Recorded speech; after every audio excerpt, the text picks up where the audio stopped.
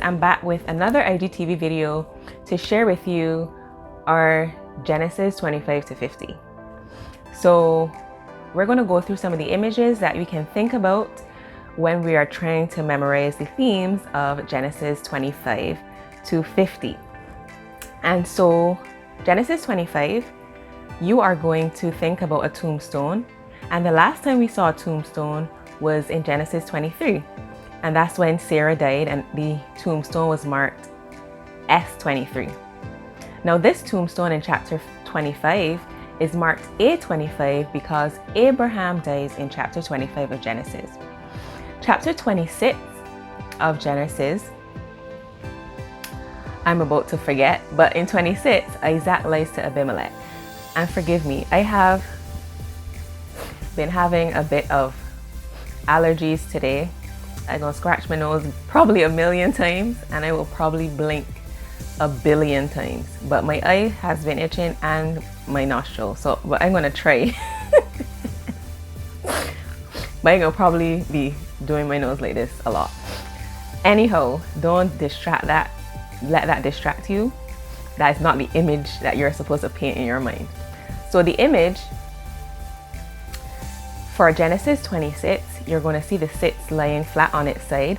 And this is because back in Genesis 20, when Abraham lied to Abimelech, we had the 0 lying on its side, which reminded us that Abraham lied.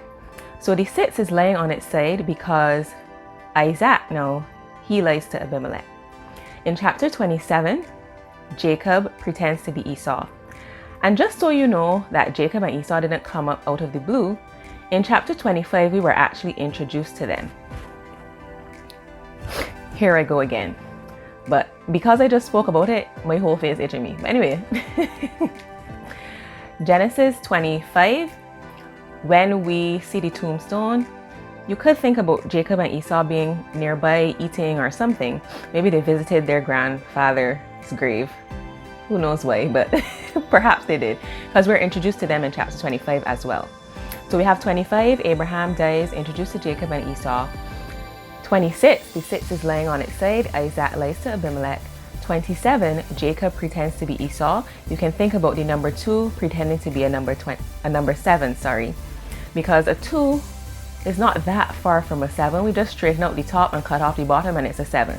So the 2 was trying to imitate the 7 and look like a 7. And so that's how we remember Jacob pretending to be Esau. In 28, Jacob flees to Bethel. For this one, we think of the 8 as a racetrack. So he's racing around his number 8 racetrack. And where is he going? He's going to Bethel. So Jacob flees to Bethel in Genesis 28.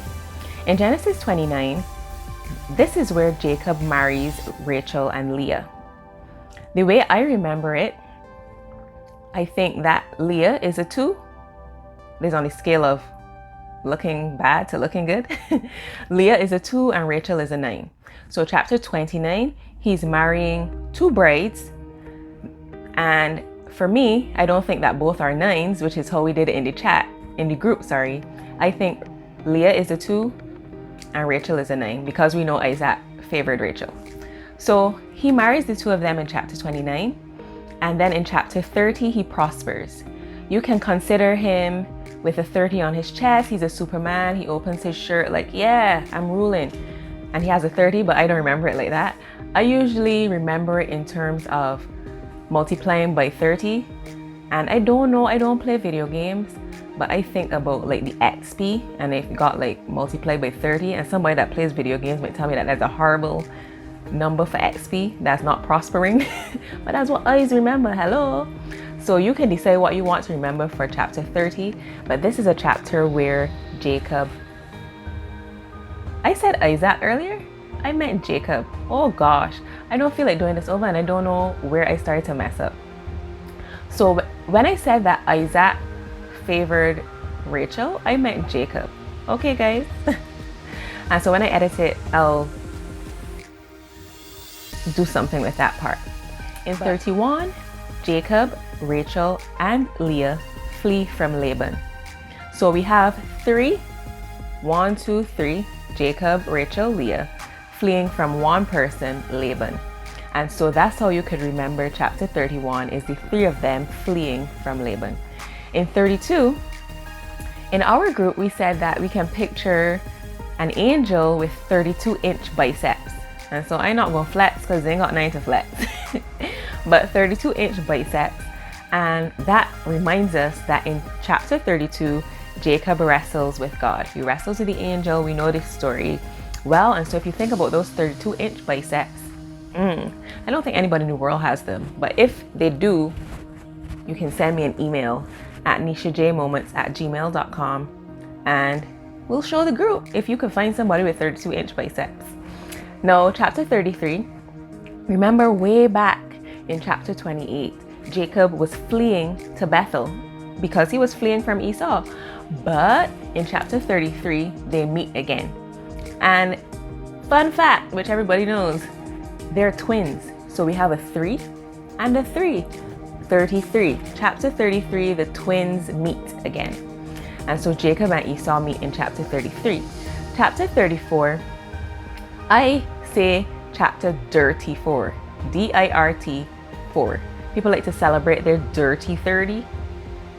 And I like to say chapter 34 is chapter dirty 4 because it helps me to remember that in chapter 34, Dinah was raped. So chapter 34, Dinah is raped. And dirty 4, you think a cruel and dirty act. And you can think the D represents Dinah as well. So that's how I remember chapter 34. 35, Rachel dies and Benjamin is born.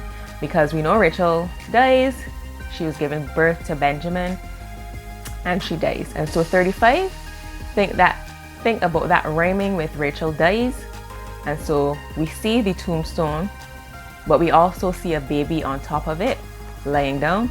And so Rachel dies in chapter 35 and Benjamin is born. In chapter 36, there's a new set of jeans pants. Esau line, and I guess he was a big man. He wasn't as skinny as Adam, who had size 5. He wasn't as skinny as Noah, who was a 10.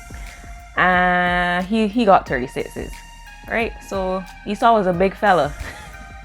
All right, I don't know men's sizes. Maybe that's a regular size in our modern world. Probably is. Really not sure. But Esau has his 36s. That's his line of jeans pants. And that's the genealogy of Esau. Chapter 37, you picture the top of the 7 coming over the top of the 3. So the 3 is a human being. The 7 is like a coat or a hoodie coming over. That's how I picture it. So the 7, because it has that flat part at the top, can come over the head of the 3. And so that's Joseph's coat of many colors. Because the 7, when we see 37, we picture the 7 is covering the 3 like a coat, like a jacket. And so 37, Joseph's coat of many colors. I hope that's what I said earlier. 38. We consider now, according to the group, they're saying that 38, that's the floor with no floor. Because Judah, one of the brothers, that's when he had his fall. His moral fall, if you remember the story where he went and slept with a prostitute, but it was actually his daughter-in-law, Tamar, whose husband had died, I believe. And it was a whole story. He had sent someone to marry her and to, get her pregnant so as to carry on the line of the husband. But they didn't want to do that, so they pretty much ejaculated on the bed. It's a very interesting chapter, isn't it? And because of that, yada, yada, yada, yada. I thought it was an interesting chapter because I actually went and read it. That's why I know all of this happened in chapter 38. And so he was passing by. He thought this woman, because she had dressed down, to look like a lady of the night. And he, went and did what he had to do. He gave her his rod and some of the thing. Read the chapter for yourself here. This might be a Medea recap. I ain't sure. But that's what happened. And she ended up pregnant. And he all vexed, talking about who's the boy that gets you pregnant. Only to find out it was he, because he had left some stuff with her. So then she bring up and said, look, whoever owned this rod and this thing and whatever, this who the father is. So he had to, had to check himself. but he'd already wrecked himself, so he can. Alright, it done. My jokes are not funny. Or maybe they are. Anyway, so 38, Judah's moral fall. So we could think chapter 38 too, because nothing good ain't happened in that chapter either. So chapter 34, Dinah get raped. And chapter 38, Judah's moral fall. Let me leave it at that. You can remember something else too. They say it's the floor with no floor because he fell. So you don't want to step out the elevator at floor 38 because it's the floor with no floor. So you can remember that too. 39, think Hotel 39, Potiphar's wife. And you know, well, I can't say nothing good don't go down in hotels. I've stayed at hotels before. But when you got the man and the woman and they're married and they're meeting at a hotel, problems, right? Unless it's a conference meeting, obviously. So Hotel 39. So when you hear 39, you think about the hotel, the room number, and Potiphar's wife trying to get Joseph. Man's not hot, yo. Leave his jacket on. Anyway, so chapter 39, Hotel 39, and Potiphar's wife. And we know she was trying, Joseph to look good apparently. So she was trying to, you know, get with the dude. Number chapter 40, the butler and the baker. They have on aprons and they got number 40 on the apron. That's how we chose to remember in the group. 41, you have 4 and 1, and the 1 is rising to the top. And that's because Joseph is elevated. His position is elevated in chapter 41. Chapter 42, bus is here if you're from Barbados. I don't know if we got any B42s. Somebody let me know in the comments below. But the bus, you have B and a number. So B42 and B43, we're going to see 2 buses. That's because people are taking what? A trip. So chapter 42, that's bus 42. And the brothers, Joseph's brothers, are traveling to Egypt without Benjamin. Then in chapter 43, a different bus they're traveling on, Joseph's brothers, but this time they're traveling with Benjamin. Scratch my nose break, sorry. Alright, so 43, they're traveling to Egypt with Benjamin. 44, we think of a cup, and the handles of the cup are number 4s.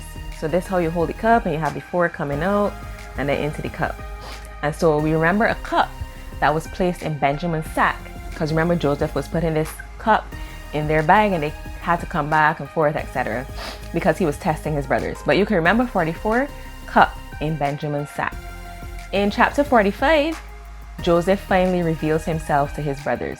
And so we think 45 rhymes with Joseph's alive. And so it's surprise. All of that rhymes. So 45, surprise, Joseph's alive. So chapter 45 is when Joseph reveals himself to his brothers. So in chapter 46, Jacob, who thought his poor son was dead because of those brothers, Jacob then travels to Egypt and he's reunited with Joseph. In chapter 47, Israel settles in Goshen. And you think about 46 and 47 being chapters associated with travel again. So you can choose it to be a bus, or it could be an airplane. They could be taking a flight to Egypt, or they could be taking, you know, because there's an old man. Jacob's a little old man, so he probably had to take a flight so he could get there quicker instead of traveling on a bus. So in 46, he went on flight 46 to Egypt. 47, the whole of Israel then settles in Goshen. So another move of some people. 48, Jacob blesses Joseph's 2 sons, Ephraim and Manasseh. And in chapter 49, Jacob dies, but before he does, he prophesies over all of his sons. And in chapter 50, Joseph dies. And so hopefully you can remember. I'm going to do the quick recap and hopefully I remember. So chapter 25, Abraham dies and we're introduced to Jacob and Esau. 26, Isaac lies to Abimelech. 27, Jacob pretends to be Esau. 28, Jacob flees to Bethel. 29, Jacob marries Leah and Rachel. 30, Jacob prospers. 31, Jacob, Rachel, and Leah flee from Laban. 32, Jacob wrestles with God. 33, Jacob meets Esau. 34, Dinah is raped. 35, Rachel dies and Benjamin is born. 36, the genealogy of Esau. 37, Joseph's coat of many colors. 38, Judah's moral fall. 39, Potiphar's wife. 40, the butler and the baker. 41, Joseph is exalted. 42, Joseph's brothers travel to Egypt without Benjamin. 43, they travel to Egypt with Benjamin. 44, the cup in Benjamin's sack. 45, Joseph reveals himself to his brothers. 46, Jacob travels to Egypt and is reunited with Joseph. 47, Israel settles in Goshen. And 48, Jacob blesses Joseph's sons, Ephraim and Manasseh. And 49, Jacob dies, but before he does, he prophesies over his sons. And in chapter 50, Joseph dies. So that's it. I hope that if you haven't joined the challenge as yet, that you will join. I hope that this little segment hopefully didn't make too many errors, and hopefully you were able to follow, and then you can come up with the images that you want for each chapter, so that by the end of the year probably, and even before then, we will probably be able to identify what chapters in the Bible are about. And so thank you for watching. Thank you for tuning in. Looking forward to many more people joining this challenge. And I just pray God's richest blessings upon you as we seek to go deeper and deeper in His Word. Don't forget, life is lived moment by moment. Bye.